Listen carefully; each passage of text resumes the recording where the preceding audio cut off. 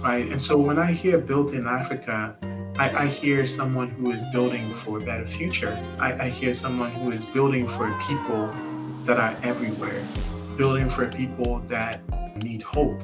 That's what built in Africa means to me personally.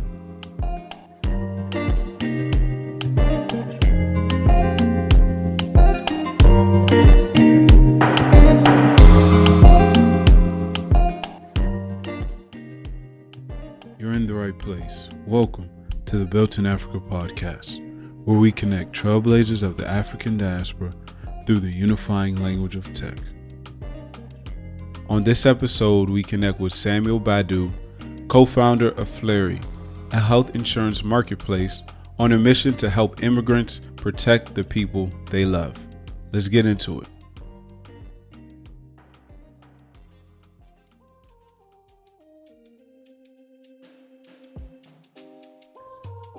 Entrepreneurs who go on to build great companies are individuals fueled by a burning desire to solve a problem, and the motive behind that desire is often personal, whether it be to meet their own needs or those of their community.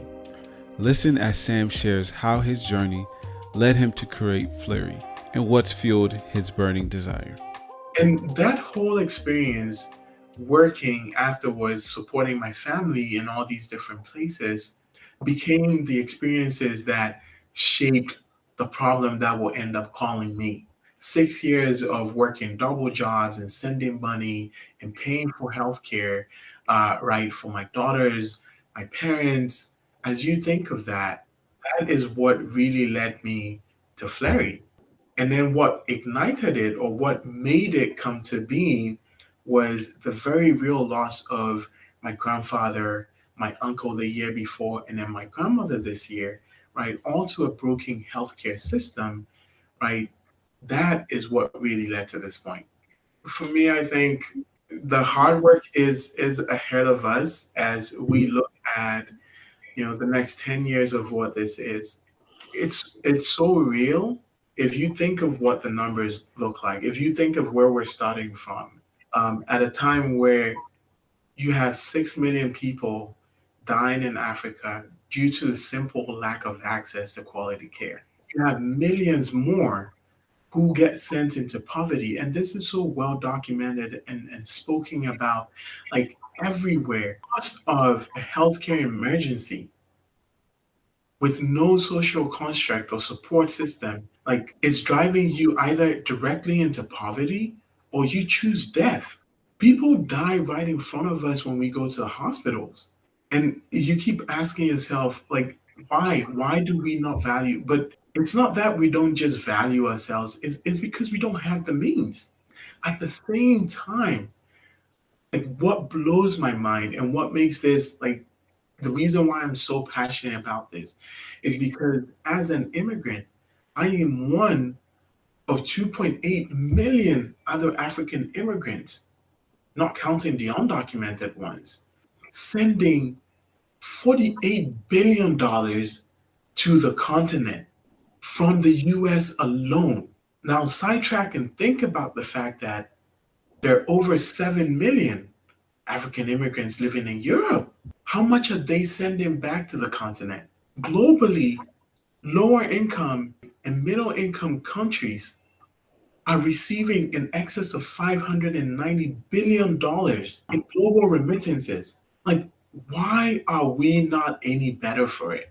And fundamentally, that speaks to a gap, an inefficiency, right? And so it almost becomes a responsibility for those who live in the diaspora to want to fix that. Mm-hmm. We owned the key to a better Africa. So what are we doing? Yeah. And that's what makes it so heavy on me that, like, this isn't about, like, starting a business.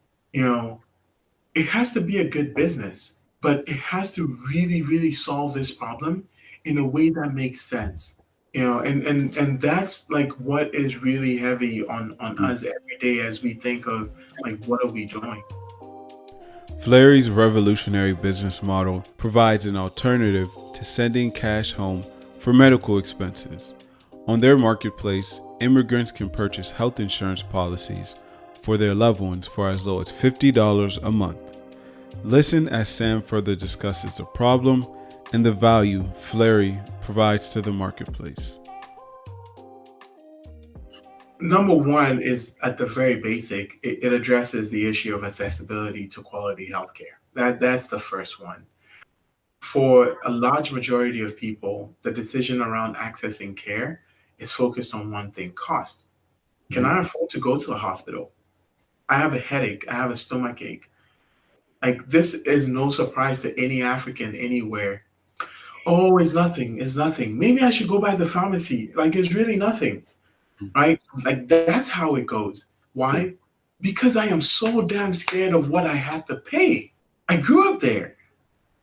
My mom, before, she was taken to the hospital, she wanted to go to a pharmacy when she's having trouble breathing. Oh, because maybe the pharmacy can give me something. Like, that is how much we defer taking care of ourselves, right? So accessibility is the very first one.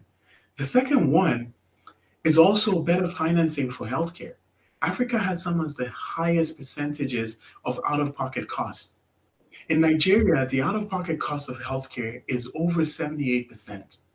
In Ghana, is over 48%. If you think of places like Europe and you think of the US, right, it is below 26%. That is how important healthcare financing is. The percentage of the healthcare that you consume that comes directly from your pocket. It means that the poorest people in the world pay more for healthcare than the richest people do. Doesn't add up. Insurance penetration in places like Africa, in most emerging countries, hover between 2 and 3%. Insurance is just a transfer of risk. So you take away the accessibility problem that we're solving, you take away the issues around financing of healthcare, and we just talk about a large industry that we want to really spare. We want to see a healthier, better insurance industry. And the way we're doing that is basically by bifurcating the consumer of insurance from the payer of the insurance. It works for life insurance all the time. So why can't we do the same thing for health insurance? I mean, we already have people who are sending $300 to $400 every month or couple of months, to their families, and spending over 25% on that on healthcare. But we're paying the full cost of it. Is it not more efficient for us to have a dedicated way to solve that healthcare need? Like, it seems like basic. If we understand it and we use it, why shouldn't my mother have a health insurance plan? Some have challenged Sam on how Fleri fundamentally changes healthcare in Africa. Well, as Jim Rohn once said, big achievements come one small advantage at a time, one step at a time, one day at a time. Recognizing that great companies aren't built in one night and change doesn't happen in one day, Sam shares how Fleri will create revolutionary change in Africa's healthcare system by taking one step at a time. Well, your family members still live in that healthcare system, right? That healthcare system needs to evolve and change, which means that what we're building has to connect with sparing on that change or starting that flywheel that brings about that change. And what that means in particular is the fact that health insurance companies, or insurance companies, period, exist to pay claims. If hospitals receive more claims paid without having to navigate so many issues because someone received care, that hospital is better financed. It means that that hospital can hire more doctors, more nurses, buy more equipment. Even when we move out of the circle of just those with immigrant families, right? For the general well-being of the citizenry in that country, greater outcomes for the healthcare provider translates to greater outcomes for anybody who goes there. They have more people, it means that the ratio of doctors to people or patients reduces. It is better for everybody. We've already seen what a fractured system produces. Could it be done better? And is it worth experimenting on doing it better, right? Where instead of trying to send the money and pray and hope that they will remember to keep $20 for the day when they get sick, something that we know will never happen, to a point where As you pay these premiums, it goes directly into the healthcare system, lubricating and evolving and developing that healthcare system. If more people have insurance, more hospitals will get paid. It will be a better opportunity and more people would open hospitals. It will be better for all of us as a whole. And that's where we try to like stress on the fact that it's a journey of 1,000 miles that we're starting now. And what it looks like 10 years from now, hopefully, is a much better place than what the last 10 years has shown us. Those are the two main things that I like to get across when I talk to people about. Let's not just focus on the now, what we're doing, right? It's not just insurance. It's also the largest state of healthcare countries that we left. And then for the immigrant, if you've experienced this, you will know that you don't just care about sending money. It's the fact that when mommy goes to the hospital and you're thinking all these things, you get a text that tells you, hey, your mom has just been sent to the hospital. She's all right. We're helping her navigate. We have someone who's taking care of her, right? And she's going to be seen by the doctor soon. Hey, your mom was just sent to the ICU. I just wanted to let you know. That breath of fresh air from knowing what the situation is what we hope to create. Not just a way to buy insurance, but a way to navigate healthcare protection for the people that you love, such that it brings you peace of mind and also financial stability.